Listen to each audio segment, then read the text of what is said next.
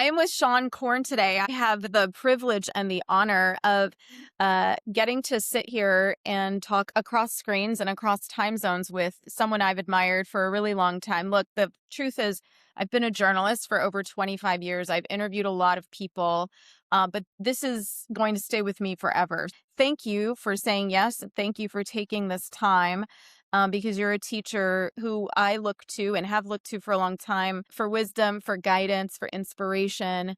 And, if there were a compass outside of my body, I could truly say that it's you. So thank you for just being you. I'm curious to know, with everything happening in the world at this moment, what is the role of yoga teachers today? Why is it so important that we show up, that the studios stay open, the festivals keep rocking, the workshops and the retreats, keep generating collective, social, intimate experiences? First of all, thank you so much for your kind words. I really do appreciate that. It means a lot to me.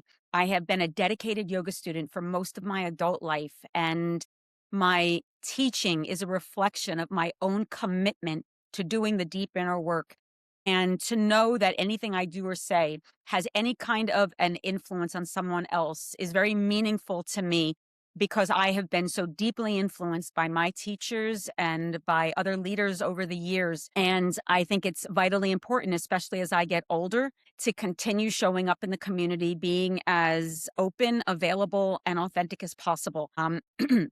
It doesn't always feel that way on my side. On my side, I always think I could be taking more risks, going deeper, being more visible. It never feels like it's quite enough. So I appreciate and that kind of reflection. Now, as far as the role of a yoga teacher today, this is complicated because if the answer is going to be, it depends on the teacher and on where they're at within their own development. I can speak to my role as a yoga teacher today, but that doesn't necessarily mean that that would be appropriate for other yoga teachers, just depending upon what level of experience they have, how confident they are, how much support they have around them. As someone who's been doing this for a very, very long time, who is deeply rooted in the community and has been a fairly strong voice for inside out social change, there's more permission for me to take risks than some other yoga teachers might feel comfortable. I'm not concerned if someone walks out of my class because they don't like my politics or what I've said. At this point, I would think people would know enough about who I am and what I believe in that if they're coming into my room, they shouldn't be too shocked by what I might share. I personally feel that because of my longevity and because of the reputation that I have, it's more important for me to take certain hits because I'm not as afraid of cancel culture. My income is not dependent upon day-to-day classes.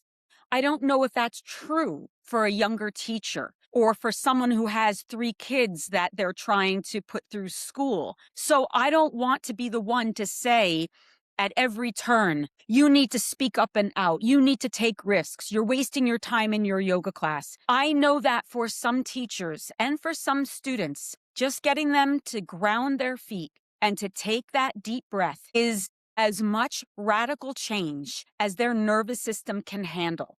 That does not mean that their classes are less valuable or important than mine or someone else who might be more aggressive in their messaging.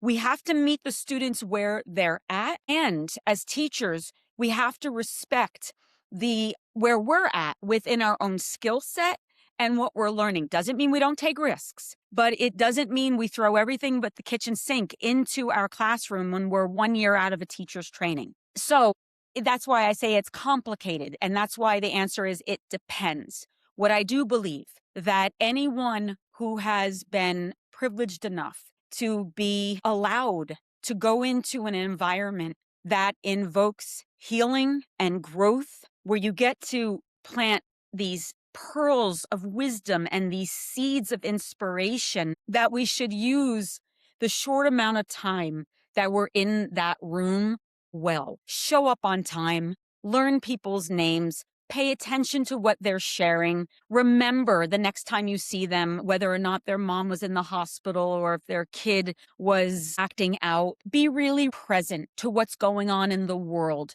recognizing the diverse experiences that are in the space. Track your own body for projection and transference. Notice what you want to say and your resistance to saying it and why. Put your big toe in the water if something like, let's say, politically, if that is so important to you and it impacts your community or you directly. Track how you can begin to bring information like this into the room. That cuts to teachers like me or teachers who do have more longevity and experience. I think it's even that much more important that we mirror and model this languaging so that if a young teacher is looking for like, oh, how do I talk about the state of the world? Then they go online and they watch someone who has more experience teach, and they listen to the languaging and they find that word and they look at the pacing and they let that work through them. And if worse comes to worse, they can just say like, hey, I heard this teacher, Sean, say, I thought that this was interesting, and then just bring it in and just throw it on me. And like I said, I can take the hit, but I think that that's what the different levels of experience, we have different levels of responsibility to bring into the space. I follow the precepts of the Yoga Sutras and the 8 limbs of yoga. The first thing that I'm going to think about always is ahimsa and satya, truth. I have to look constantly at what is the truth based on what I understand love, mindfulness, compassion, and peace to be. Then I have to look at ahimsa, where, because I'm not living in my own truth, am I contributing to any kind of harm that's being done in the world? And that includes avoiding it. That includes denial. It means that I am complicit to that harm if I'm turning my back away from it because of my own fear, especially as a teacher, because I'm afraid I'm not going to be liked. I'm afraid I'm going to make someone uncomfortable. So because my yoga practice at this stage, at one point, ahimsa only meant, not hurting my knee, not hurting someone's feelings, not eating, meat, things like that. But it becomes more nuanced and sophisticated the more experience and the older you get. And so I look at ahimsa very differently now than I did before. So I feel like where I'm at in my yoga is making sure that I'm communicating what's happening collectively in a way that connects us back to the Yoga Sutras. So I'm not making this up. It's in the substance, it's in the sacred texts that's leading us towards liberation. And so it's not a one size fits all, but I do hope that more and more yoga teachers continue studying, learning, taking risks, asking themselves continually why they've been called to this practice. If it's to make a really good living, odds aren't in your favor. I hope that for everybody, but that's very, very difficult. But if it's to serve and if it's to open hearts, then there is a myriad of ways to do that look different for each teacher. But if you're getting stuck in what's safe, I promise you'll get bored. You will get bored at what you're teaching. It will start to feel rote, mechanical, and you'll know it because you'll be exhausted at the end of a class. The reason I have stamina still after all these years of teaching, that I enjoy walking into a room and that I am rarely bored is because I never quite know what's going to come out of my mouth, and because I know that what does come out of my mouth is planting seeds to support others to be better, to love bigger. And that, honestly, the person that I'm trying to remind that more than anybody else is me. And so if I'm chasing my own nerves and beliefs and feeling into the room, watching how people are breathing, if they're nodding, if they're staring at me, if their mouths are tight, if they're crying, laughing, whatever it might be, I'm going to respond to the environment, and that's going to either encourage me to go deeper or mirror back to me that I'm not doing it well, or that I've touched a hot spot for some, and it will help me later look at, do I need to refine the way I communicated? Did I get scared? Did I get anxious? Is that going to hold me back from being in service? So it's going to look different for every single teacher out there, but I really do encourage everyone to keep studying and learning and growing and taking risks, because the world needs more yogis and it needs more yoga teachers, but it needs more authenticity more than that. So I would discourage yoga teachers from getting caught up in social media and in flash of performative yoga. It's not sustainable. It will only bring up your shadow, which, believe me, is great. Let it bring up your shadow. Let it. But at one point, do the work so you can confront it. Don't feed on it, because that just feeds the feeling of insecurity, immediacy, and perfectionism. And that's not really what we need right now in the yoga culture.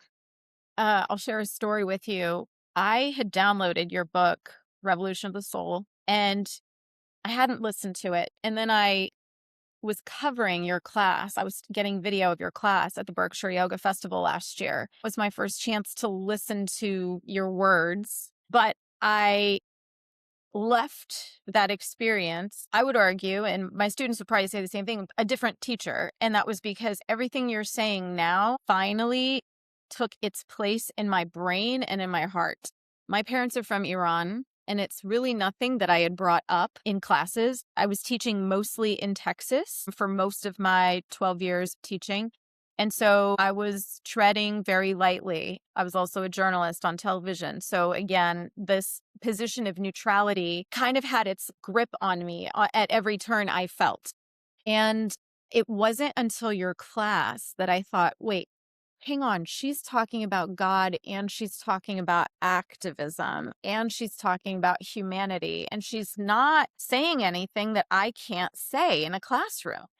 And so I have since then taken some risks through my writing, through my movement classes, and admittedly, what I've shared on Instagram, movement and kind of, I guess, prose or poetry.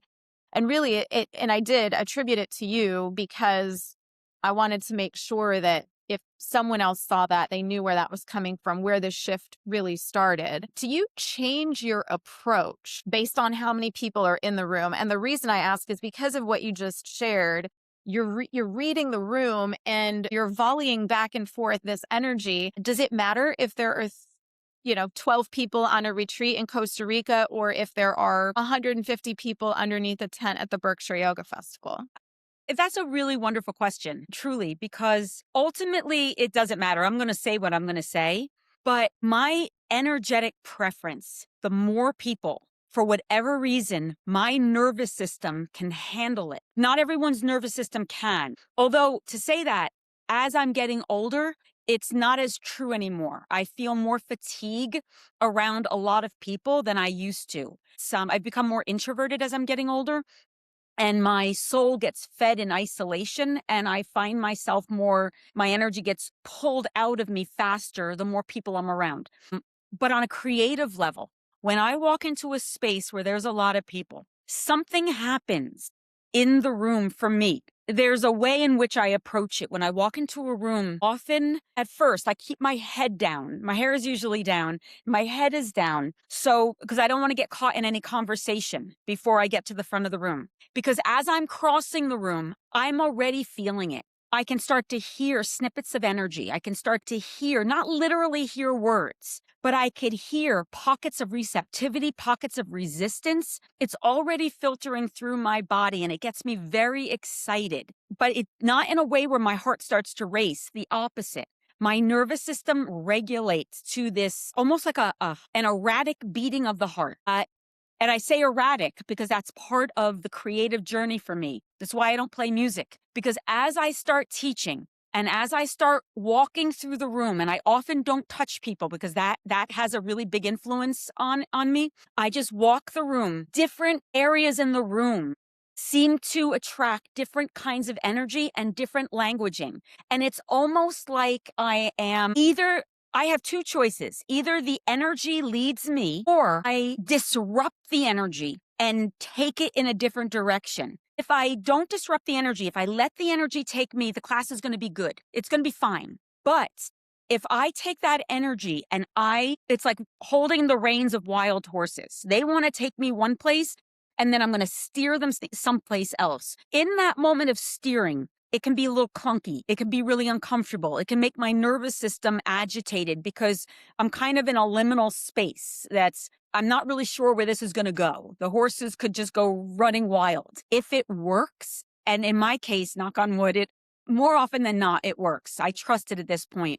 But when I redirect the energy, something magical happens. And that erratic heartbeat, where I'm feeling the heartbeat throughout the whole room, but it's not in sync, it gets in sync. The whole room starts to beat with me. It's like in that moment, I know that the cynical part, they're no longer here from their neck up.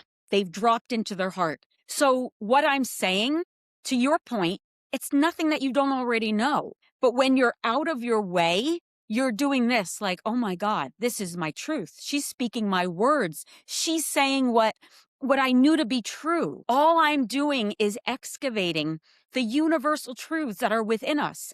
But when we have conditioning and trauma and education and socialization, these constructs, they block that knowing. So my job through embodied practices and through spoken word is to redirect that energy and get that beating heart. And that beating heart, that collective cadence, I hear it more with lots of people. It's not that I don't hear it with less people. It's harder work for me. Now, for someone else, that's not true.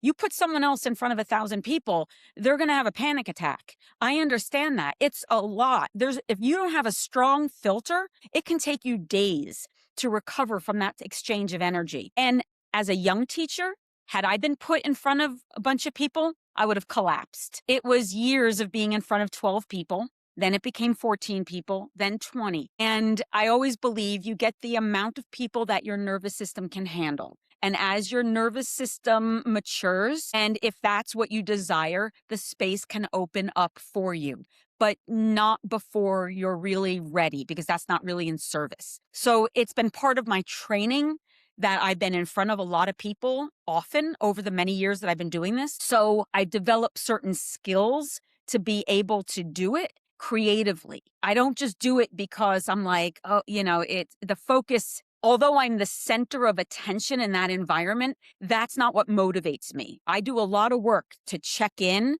to make sure I'm not buying my hype, that I'm not getting seduced by the attention that I'm getting. That's all a part of the transference and the projection of a yoga teacher that I think, you have to confront. Otherwise, it's a slippery slope. It's just ego and it won't be sustainable. So I have to do all that work. But I enjoy that experience of being in front of a lot of people. But I also love being one-on-one. It's just a different energy. It's a different journey. I'm curious to know, what does that work that you're referencing look like, where you're checking yourself essentially? Is it the practices that we all know, meditation and writing? Is it something different? And then also, I want to know, do people enter these rooms knowing what to expect? Like, oh yeah, my friend told me I should come to your class. Or do they come having read Revolution of the Soul and they're like, I am ready for her because I know what this is going to entail?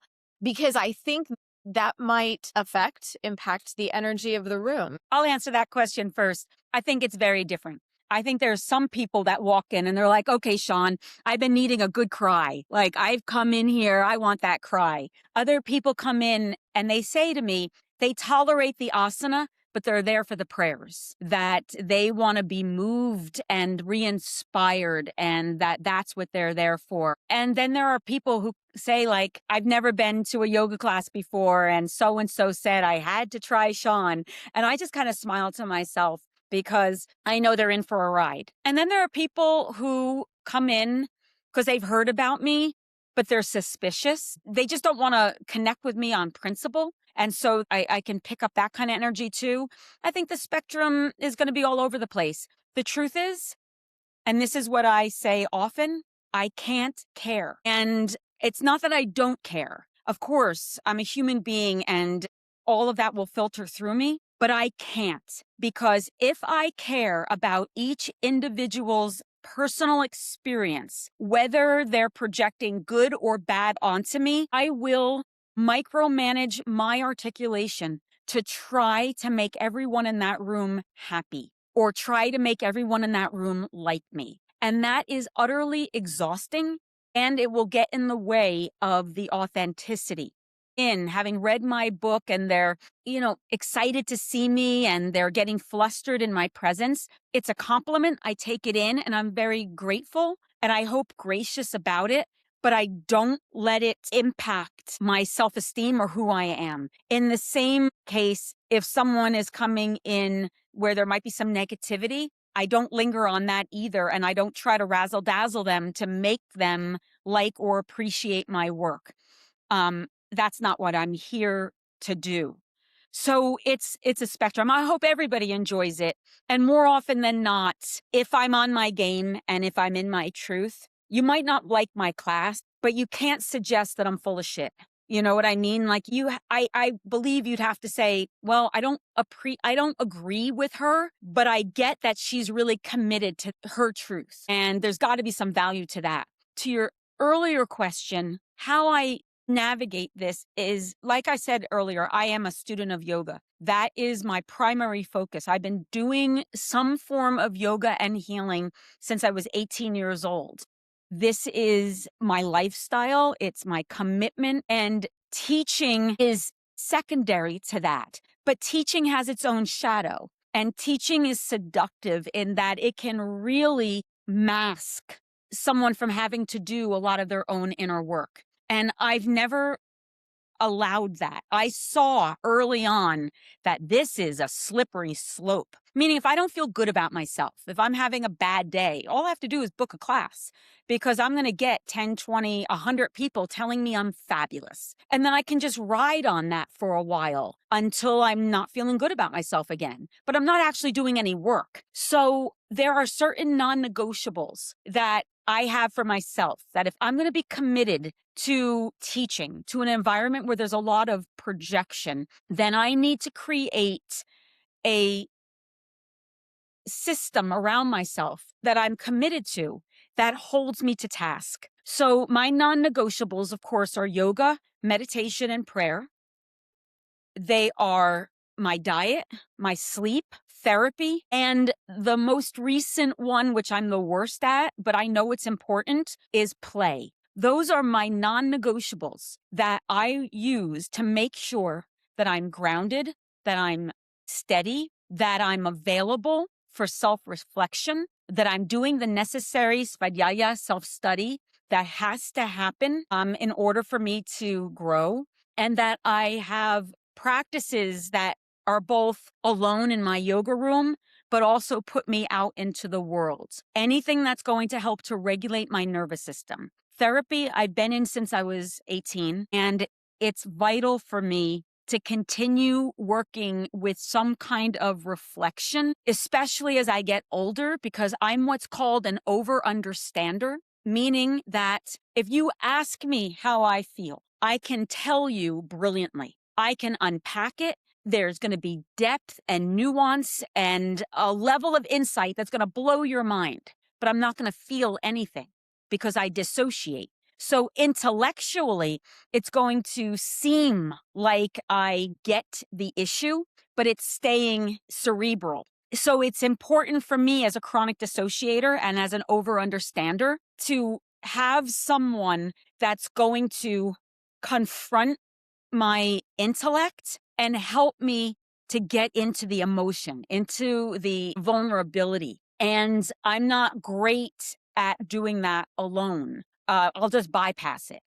So having support, having people around me who are onto me, including my friends who have my number and who can call me both out and up in certain situations, really have made a difference on my studentship, on my own evolution personally, but definitely as a teacher, because I don't want to buy the hype. I can't live up to the hype that has been projected onto me. There's no place for me to go as a human being if I live in that projection. I'm way more flawed, and also it keeps me devoid of the human experience. There are a lot of mistakes that I want to make before I leave this planet. There's a lot of mistakes that are going to allow me to unpack and understand even more about the human condition. I don't want to be exempt from them because I'm living in this mask, this illusion of this spiritually elevated teacher that's not real for me. I'm good at what I do and I'm committed to what I do, but I'm happily imperfect and want permission from the outside world to live in that space without having to be performative. And being a yoga teacher doesn't really allow space. It breeds performance. And the only one who can confront that is me, the teacher that's living it. And so that's very important to me. How do you balance what you're describing, I wonder, with all the traveling that you do? Because I know you were recently in India, you'll be going to Costa Rica soon. You're in the middle of writing another book. So you're also at home. You're in a lot of different places. The practice ideally follows you and follows all of us. Do you ever find yourself coming away from it in this, I guess, thread of being imperfect? Back in the day, my travel schedule was a lot more intense than it is now. I used to travel for 20 years, 250 days a year. I was on the road and I was tireless in my commitment to being on the road and my ability to be able to maintain health, wellness, a relationship, all the things. I was really good at managing it. It wasn't until the pandemic, when everything stopped, that a lot came up for me around my work ethic and how much of my self-worth was very much attached to productivity. I wasn't aware of this while I was in it. It wasn't until it all stopped where I started to feel anxiety and thought like, wow, this is new. This is interesting. I I was going through perimenopause, menopause, and my energy levels changed. My hormones were all over the place. No longer had the stamina that I was so known for. And so what came up was these identities and roles that I didn't even realize I was attached to because they were just such a natural part of my personality. And so stopping the traveling became one of the biggest teachers that I had in many, many years. It brought up more shadows, necessary shadows, because I didn't know how to stop a moving train. I didn't know how to change the direction that I was in because it was successful, it was meaningful, it was impactful, and it felt wrong to here everyone is trying to make a living as a yoga teacher and I'm doing it seemingly effortlessly and I'm just going to turn my back on that. I didn't know how to do that. And so when it all stopped, it was a very important, deep, years long process of looking at the way in which I assigned my value and self-worth to things that are temporal, like energy. And so at this stage in my life, I'm very cautious and deliberate about not packing my schedule the way that I used to, being home more, being in relationship more. And I don't just mean with my partner or with his children, my friendships, my chosen family, my extended family. This is a deeper level of yoga that I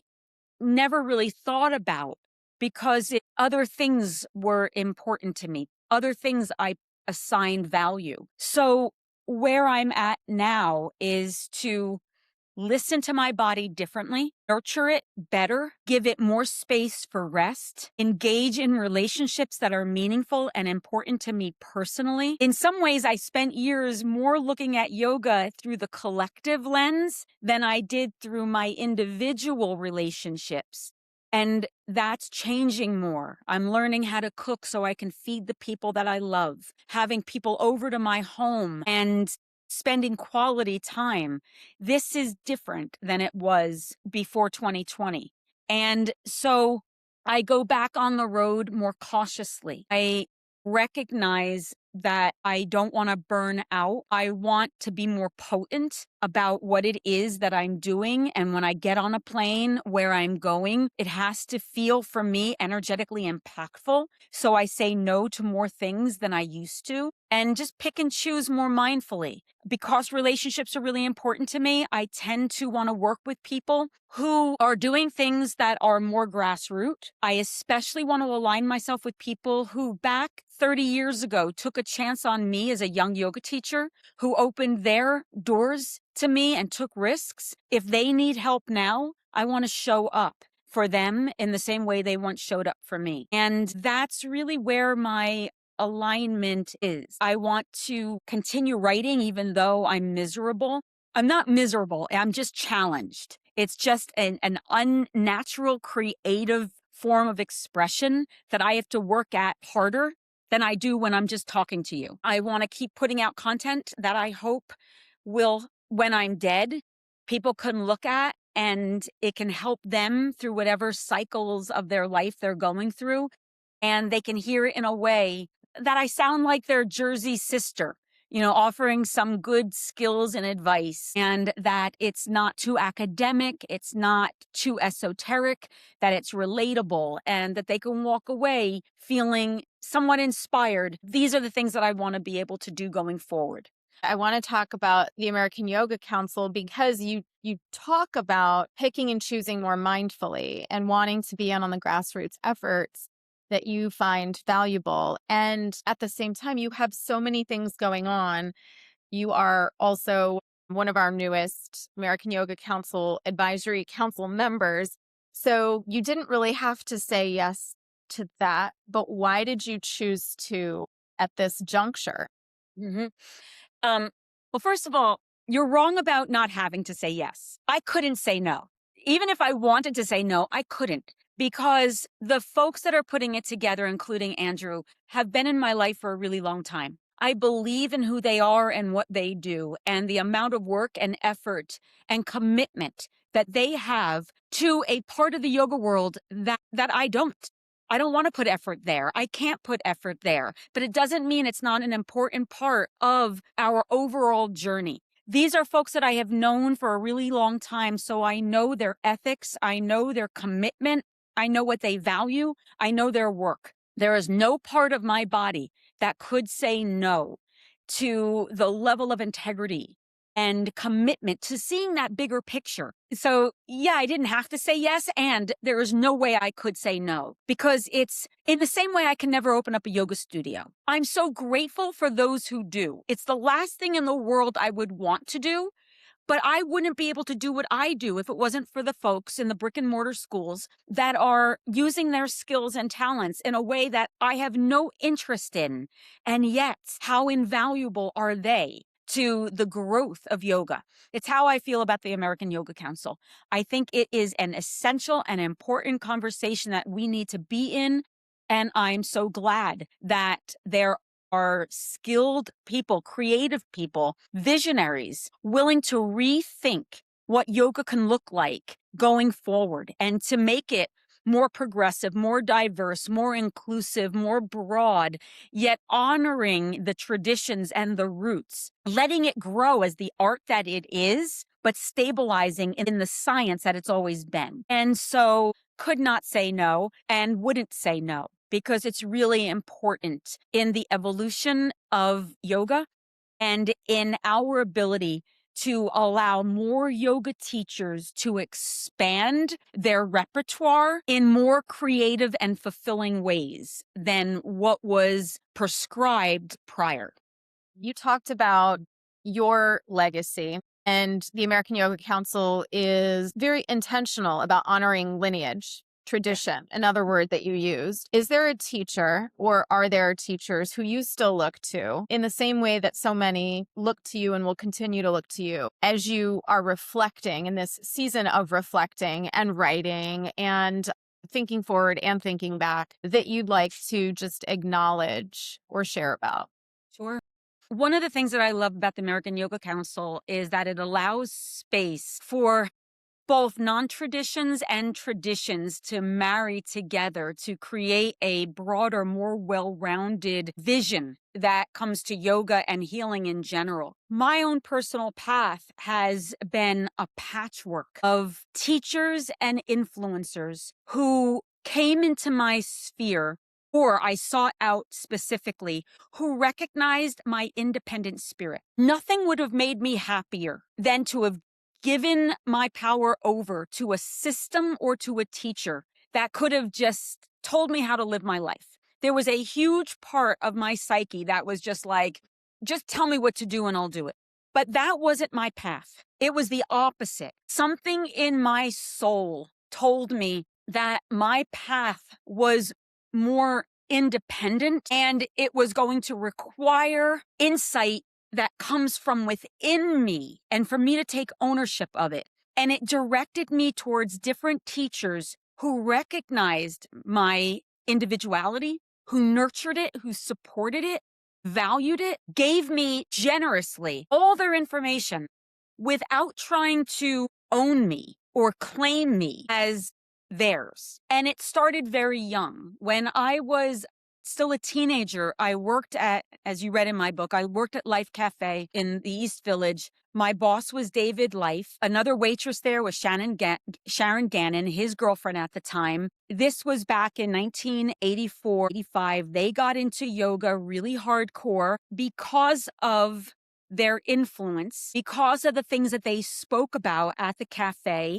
and some of the changes that they made in the cafe, including getting rid of meat and things like that. At 18 years old, 19 years old, I got exposed to language that wasn't introduced to me growing up in New Jersey. It wasn't a part of my own spiritual vernacular of being raised part Jewish, part Catholic. It was new, but my soul just kept saying, yes, I know this, but I don't know why I know this. So Sharon and David were instrumental in pulling back this veil that opened me to a transcendent world of mystery and spirituality. But I was never really a part of the Jivamukti system.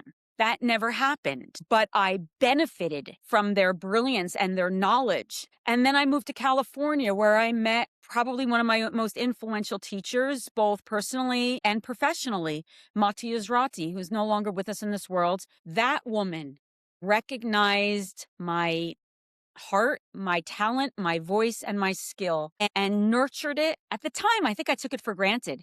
But when I look back at it now, the amount of hours that that woman sat with me, challenging me, gifting me with opportunities to learn, just blow my mind. Her, Chuck Miller are examples of very important teachers in my mid-20s when I came out to LA, whose their presence still lives within my cells and will forevermore. Eddie Modestini is a huge teacher for me as well and continues to this day. He's a dear friend and is quick to challenge me, both in terms of my postures as my body changes as I get older, but also encouraging me to keep my voice and my authenticity.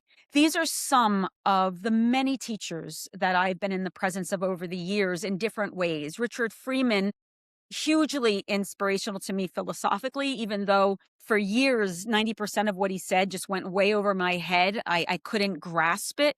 But the more I stayed with it, the more it's like the way he communicated really important philosophical information just like landed in me. But the most important teacher that I had really very, very little to do with yoga, but everything to do with yoga. Her name is Mona Miller, but she passed on also. She was in a car accident many years ago and died. No one has had more of an impact on me emotionally and spiritually than Mona did. That woman walked me through my shadow self, taught me how to be present with my trauma and my big feelings, and ignited an understanding of the mind-body connection that no other teacher could have possibly imprinted in my soul more than her. Going back further, there are many other teachers, Sri Aurobindo and the Mother. Those are very important spiritual and philosophical teachers to me, and who I spend a lot of time reading their interpretations of the sacred texts. And then there have been other teachers that I've been influenced by over the years that now as an adult I have a more fraught relationship with. And that includes, of course, Patabi Joyce, who is, I studied with and deeply rooted my yoga practice. And as I matured, realized that there were behaviors and choices that have no place ever in a yoga room, and that every time I allowed myself to be harmed or exploited, I could never allow that now in my more adult life. It's one of those things like I'm taking the teachings that I can appreciate, but the teacher itself, I don't any longer have any kind of a respectful association with because of the abuse that went on in the rooms and the abuse that I personally experienced. But I still honor what I took from it that was instrumental in my growth. And there are other teachers like that as well, mostly male, but there are other teachers who I can look back and recognize I wouldn't be where I'm at today if I hadn't learned and studied. And there's no place ever for me to have to endure that level of unconsciousness. I just like to, always mention the honoring of teachers when speaking to other teachers, because all of this came from somewhere. And I think it can get a little lost in the sauce, especially these days. There is a whole new generation of very bright and enthusiastic yoga teachers. And sometimes I'll ask them about names of people who I studied from afar or closer. And they're like, who? What? So I'm like, oh my gosh, you got to know these people.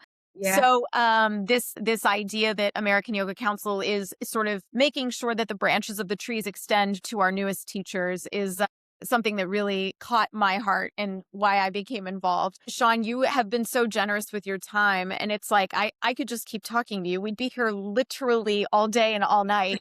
But I want to honor your time. I know that you have a zillion things that you could be doing right now. So again, I thank you for talking to someone who is squarely in that intersection of perimenopause and questioning my own rhythms and energy levels and body and practice. And, I am all ears and all heart when listening to you. And I just want to give you any final word that you want to leave this conversation with this time, because I feel like there needs to be a part two.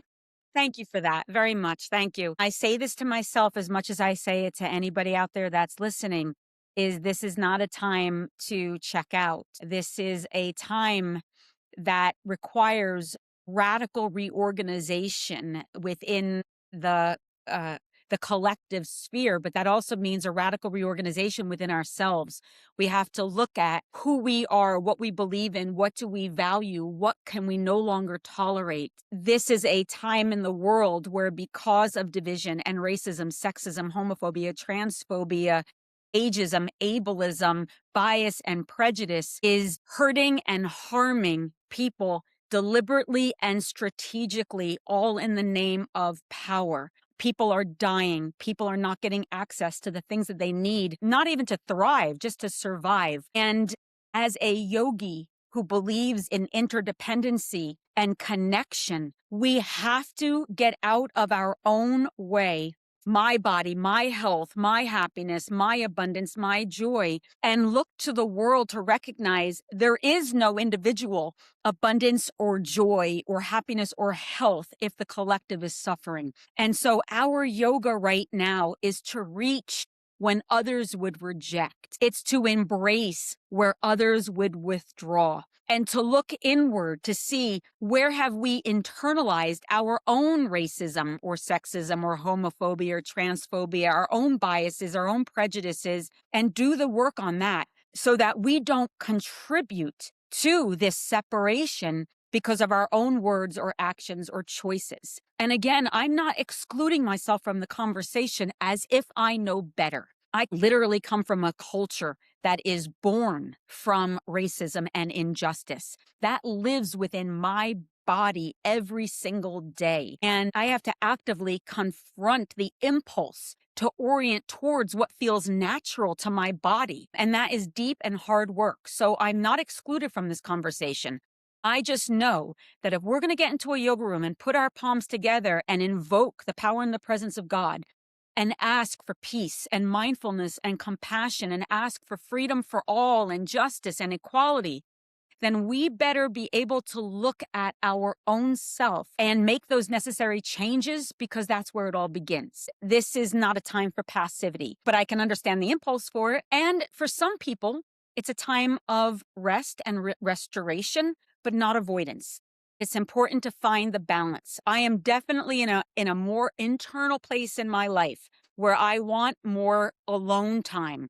But that doesn't mean that I have abandoned the collective, not at all. Just finding different ways to orient my energy and my attention to make inside out social change happen. So it's wake up, do the work, love bigger than you ever imagined possible, serve this world towards peace, take accountability always, and surround yourself with support so that we can do this together and not run the risk of isolation or burnout.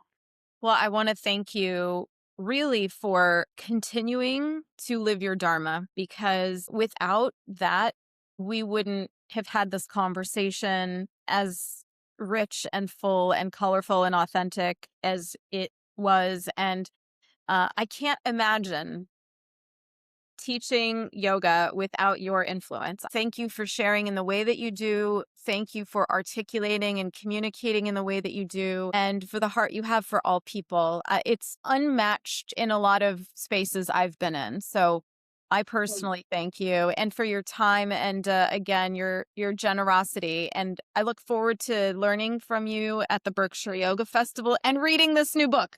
Thank you for that. Thank you. I really do appreciate it. And my hope is not everybody wants to do what I do. And I get that.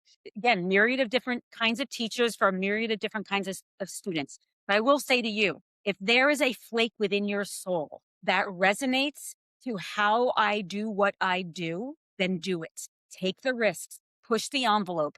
It was Brian Kest. When I was in Brian Kest's class 1,000 years ago, that man brought his whole self into a yoga room. No one had ever done that before. His whole weird, wonderful personality was in that space. And I remember, this is before I was a yoga teacher. And I remember thinking, I can do that. I didn't even think about being a yoga teacher before that. There was something about how he did it that my nervous system was like, that makes sense to me. And I let that be the model that brought me into teaching. So if you're having that experience with me, what it tells me is one day you're going to be on the other side of this conversation. And there's going to be some younger yoga teacher who is looking at you with just saying like, oh my God, that class you taught, you said that thing. And it just cracked my heart open. And you'll smile the way I'm smiling, because you'll be like, oh, honey, bring it. So my challenge to you, as was challenged to me, take risks, go deeper, say all the things, bring your whole life experience into it, including your parents' experience, because that lives within your body as well. Know that there are things within your subconscious that you cannot learn in a yoga class. You can't learn it. It's in you. And so do whatever you have to do to develop the emotional skills so that you can take a deep breath without frying your nervous system and share your heart, because not everyone has that kind of creative interest, but I can tell you do. And so my challenge to you is do it. I pass the baton, go for it and go big. Thank you so much. That's a big baton, but I can't say no. It's one of those moments. I can't say no. See? You see? Now you understand why I had to say yes to the American Yoga Council. It's the same thing. You can't say no. So yeah.